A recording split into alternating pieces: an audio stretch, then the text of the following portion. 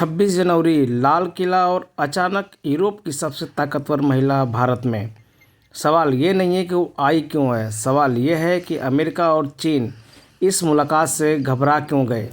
आज की ये वीडियो में सिर्फ ट्रेड डील नहीं है, ये भारत की वो चाल है जिसने ग्लोबल पावर बैलेंस को हिला दिया है।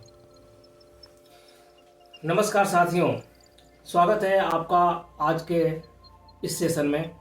आज हम जिस विषय पर बात करने वाले हैं वह सिर्फ एक खबर नहीं है, बल्कि आने वाले 10-15 सालों तक भारत की अर्थव्यवस्था, आपकी नौकरी, आपकी सैलरी, आपके घर में इस्तेमाल होने वाली चीज़ों और भारत की वैश्विक हैसियत को बदल देने वाला फैसला है। बहुत शांति से, बिना शोर मचाए भारत ने दुनिया की सबसे बड़ी रणनीतिक चालों में से एक चाल चल दी है। भारत और यूरोपीय संघ के बीच हुआ यह व्यापार समझौता कोई सामान्य ट्रेड एग्रीमेंट नहीं है, बल्कि इसे सही मायने में mother of all trade deal कहा जा रहा है। इस समझौते की कहानी आज की नहीं है। साल 2005 जब मनमोहन सिंह की सरकार थी, उस समय से बातचीत चल रही है। लगभग 2 दशक, 8 बड़े दौर की बातचीत, कई बार डील टूटने की कगार पर पहुंची, कई सरकारें बदली, वैश्विक हालात बदले, लेकिन अब जाकर यह समझौता फाइनल हो पाया है। भारत पहले ही 21 देशों या समूहों के साथ ट्रेड डील कर चुका है, लेकिन यह 22वीं डील इसीलिए सबसे अलग है क्योंकि इसमें एक तरफ भारत है और दूसरी तरफ 27 देशों का यूरोपीय संघ, यानी दुनिया की दूसरी सबसे बड़ी अर्थव्यवस्था। अब सवाल उठता है कि आम आदमी को इससे क्या मिलेगा। इसे बहुत सरल भाषा में समझिए। आज अगर आप भारत में एक मर्सिडीज, BMW या ऑडी कार खरीदते हैं तो उसकी असली कीमत से कहीं ज्यादा पैसा आप टैक्स में देते हैं। मान लीजिए यूरोप से किसी कार की कीमत 40 लाख रुपए है। भारत आते आते उस पर 60 से 100% तक इंपोर्ट ड्यूटी लग जाती है और वही कार 80-90 लाख की हो जाती है। इस डील के बाद यही टैक्स बहुत हद तक खत्म हो या बेहद कम हो जाएगा। इसका मतलब साफ है, वह चीज कम कीमत में, यानी यही नियम भारत के से यूरोप जाने वाली चीजों पर भी पड़ेगा। यानी कि जो हमारा एक्सपोर्ट होगा उस पे भी ट्रेड ड्यूटी 0 हो जाएगी और सामान हमारा यूरोप में सस्ता बिकेगा। अब इसे एक और उदाहरण से समझिए। भारत में बने कपड़े, जूते, लेदर प्रोडक्ट या दवाइयाँ जब यूरोप जाती थी तो वहाँ भारी टैक्स लगता था। इस वजह से भारतीय कंपनियां वहाँ प्रतिस्पर्धा में हार जाती थी। अब वही प्रोडक्ट यूरोपीय बाजार में लगभग 0 ड्यूटी पर पहुंचेंगे।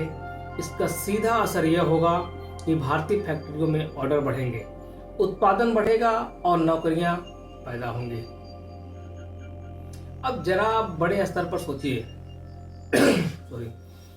यूरोपीय संघ और भारत की अर्थव्यवस्थाओं को जोड़ दें तो यह दुनिया की लगभग 25% GDP को कवर करता है।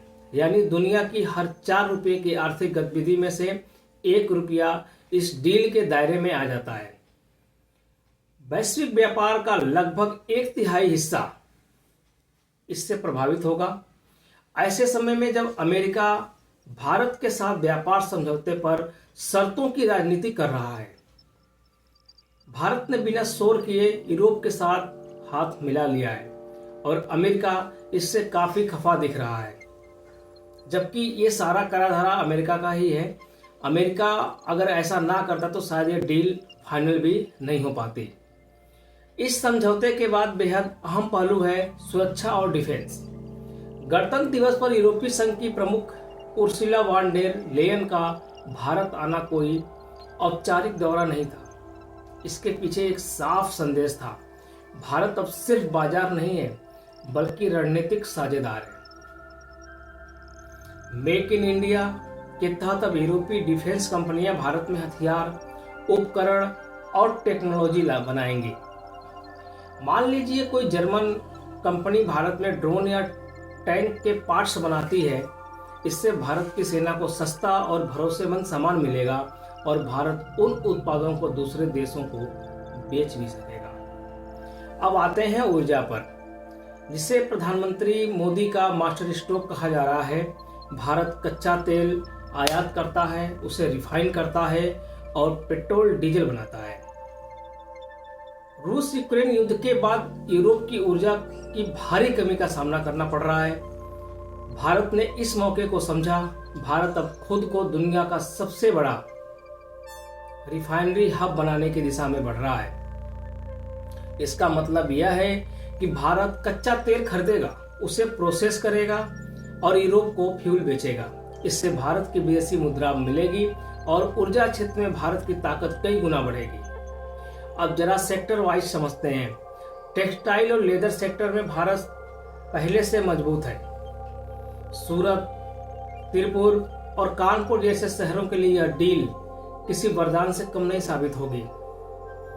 फार्मास्यूटिकल सेक्टर में भारत को दुनिया की दवा फैक्ट्री कहा जाता है।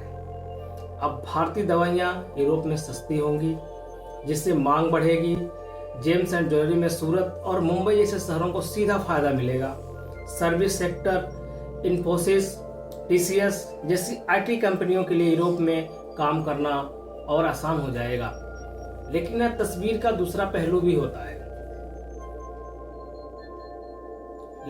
हर तस्वीर का दूसरा पहलू भी होता है। यूरोपीय कारें सस्ती होगी तो भारतीय ऑटो कंपनियों पर दबाव बढ़ेगा। यूरोप पर्यावरण को लेकर बहुत सख्त है। वे कार्बन बॉर्डर टैक्स लगा सकते हैं। मान लीजिए भारत में बनी स्टील फैक्ट्री ज्यादा प्रदूषण करती है, तो यूरोप उस स्टील पर अतिरिक्त टैक्स लगा सकता है। इससे भारतीय कंपनियों को ग्रीन टेक्नोलॉजी अपनानी होगी। अब अमेरिका की स्थिति समझते हैं। जब अमेरिका की स्थिति यह है कि अमेरिका चाहता है कि भारत उसकी शर्तों पर चले, लेकिन भारत ने दिखा दिया कि अब वह विकल्पों के साथ खेलता है। अमेरिका में चुनाव का माहौल है, महंगाई बड़ा मुद्दा है और ऐसे में भारत और यूरोपीय यूनियन की नजदीकी अमेरिका को रणनीतिक रूप से असहज बनाती है। अंत में सवाल यह है कि भारत को इससे क्या मिलेगा। तो अनुमान है कि यह ट्रेड डील भारत को 2030 तक $300 बिलियन के एक्सपोर्ट्स लक्ष्य तक पहुंचाने में बहुत ही मददगार साबित होगी। महाराष्ट्र, गुजरात, कर्नाटक और तमिलनाडु जैसे राज्यों में उद्योगों को नई रफ्तार मिलेगी। शुरुआती सालों में चुनौतियां आएंगी, लेकिन लंबी दौड़ में यह डील भारत को वैश्विक अर्थव्यवस्था के केंद्र में बनाने की दिशा में एक बड़ा कदम होगी।